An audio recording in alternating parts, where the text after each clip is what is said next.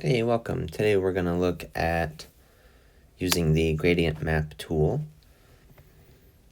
So I have my 3 versions here. I did it all on one layer. So I shaded in grayscale because it's easier and it makes more sense to me. But now I want to color it. So we're going to select this middle one, go up to Adjustments, go down to Gradient Map. You have your presets down here.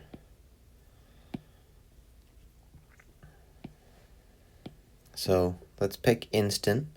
It's only got 2 values on it.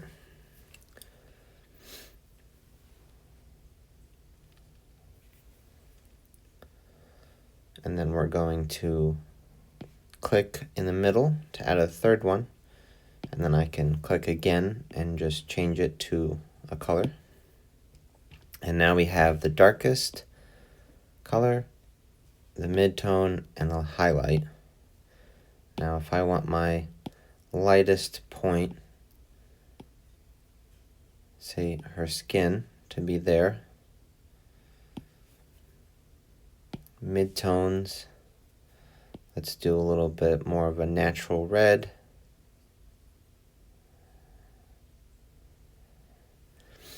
And then if I want the shadows in between the darkest, I can pick something else. I can drag that around.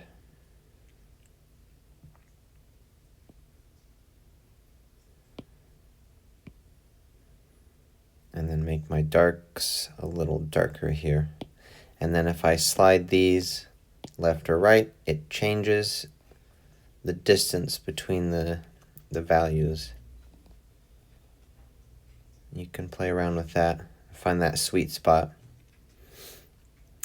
This is a relatively simple illustration, so dragging it around works pretty well. Now, let's say that's good, but you want to work on things individually. Now you can either have separate layers for each garment of clothing or each thing that you want to have its own separate color. But if you didn't do that, you can select a portion of it with your lasso tool. I apologize, the flats got moved a bit left of the line art on these copies. So that's what the little white edges you see. I'm not just a hack who didn't bother coloring in properly, but I didn't notice. So I've selected just this undershirt with the lasso tool. Now I can go back into gradient map. And let's say I want to go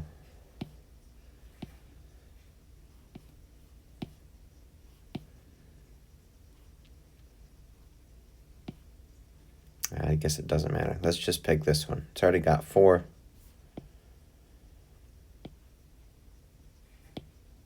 So if I want less, I can long press on it and then let go and hit delete. And you can see it looks a little more realistic now. There's fewer colors. The shadow looks like a darker version. And then I don't really have a bright on this one, so this one's not really doing much. So we can long press and delete that. So you see this is a relatively two-tone shirt. And you can play around. And so that's how you can adjust individual areas if it's all in one layer.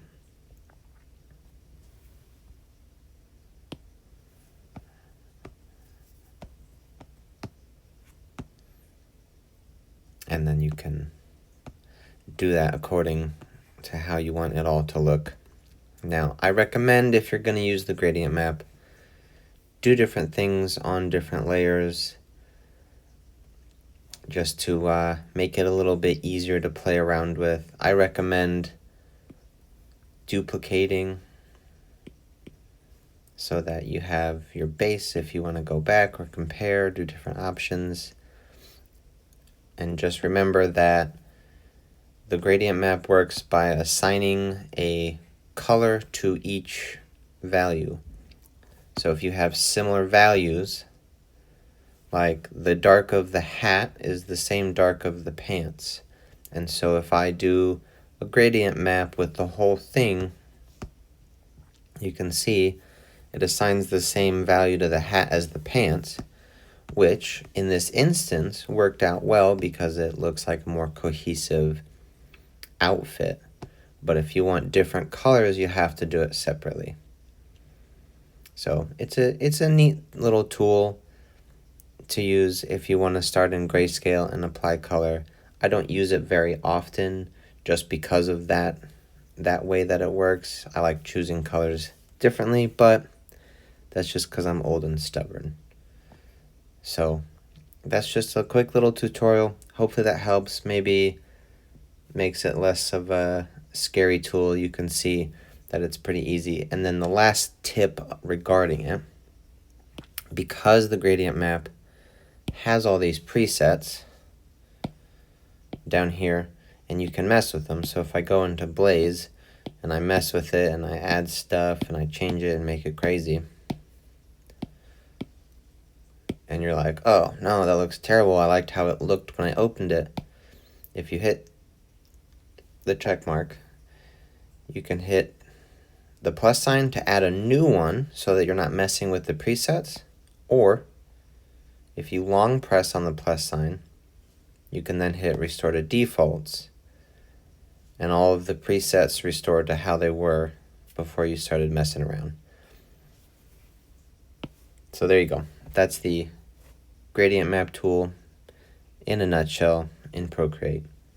Thank you for watching, and I hope this helped.